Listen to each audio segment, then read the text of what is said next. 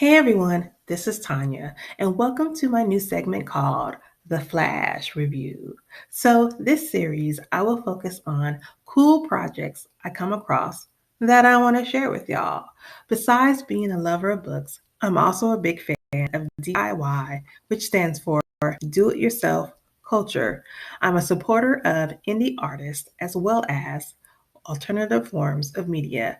I feel these spaces are great for Black and other artists of color as it allows them to be innovative and creative and take art to the next level. So, this first project I want to share is a Patreon I came across about a month or so ago. It's called the Nat Turner Project. The Nat Turner Project allows artists of color to go beyond the usual initial expositions inherent in presenting art born of marginalized perspectives to a dominant culture, allowing artists of color freedom to create or express their own language within and without the parameters of racial commodification or designation. The Nat Turner Project creates an environment of inclusion, a communal harbor for artists previously silenced by institutional constraints, and actively provides priority spaces to artists of color, allowing others the privilege of viewership from an outsider role. So, what attracted me to this particular Patreon were the perks. Besides a fabulous podcast, there was an opportunity to receive these sweet mini zines. So, if you've been a follower of this channel, you know I'm very involved in the zine community in my city. And zines are a form of self publishing and it's a DIY activity. So, when I saw these, I was like, I have to sign up right away. This mini zine series is called The Book of Sedition. And it was one issue in particular that really attracted me and focused on the late Betty Shabazz. And as most folks know, Betty Shabazz is the widow of Black icon activist Malcolm X. And I think, unfortunately, Betty Shabazz, in comparison to a lot of other widows from the civil rights era, such as Coretta Scott King or Marley Evers Williams, she doesn't get enough attention or props like these women. She often gets forgotten. So when I saw this mini zine, I was really excited because I felt it's time that Betty Shabazz gets a little shine. And besides being the widow of Malcolm X, she was an accomplished woman on her own right. She was a nurse. As a matter of fact, I believe she became a nurse the same day she married Malcolm. And after his murder, she went on to be a professor at Medgar Evers College, which was named after Marley's husband.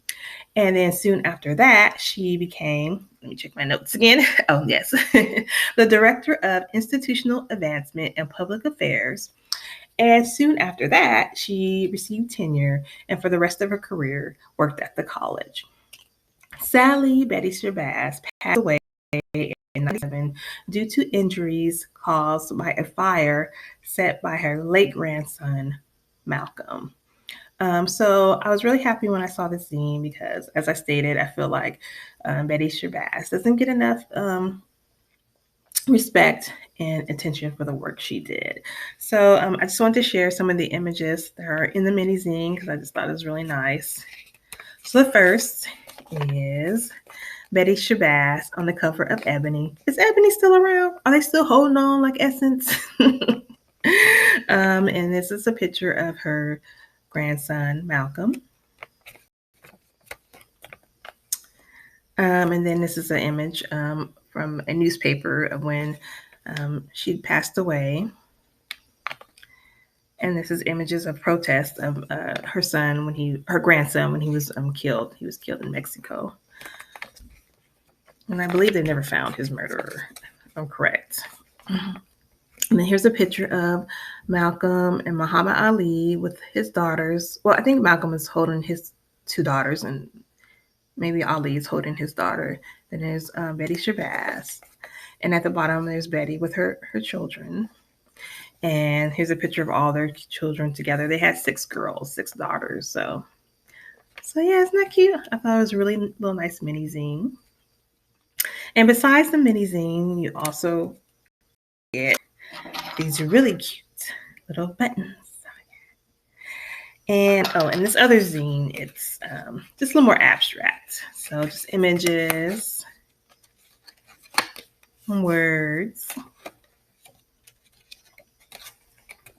Oh, and a little joke. I had to laugh because, as you know, there was the Super Bowl was last month, and Yolanda Adams, I believe, sang the national anthem. And so our local city, our local newspaper asks, "Who is this Yolanda Adams woman?"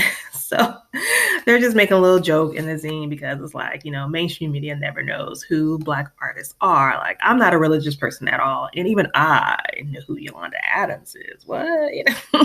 So I thought that was funny. It's like a little joke. So yeah, I really encourage people, if you can, to support this project, become a Patreon or make a donation. I feel that the work they're trying to do to provide resources and funding to indie artists, Black artists, and other artists of color is really important. We need to hear different voices and unique experiences besides mainstream media. So yeah, so kind of a flash review ish. But let me know what you think in the comment section below, and I will see y'all at the next video.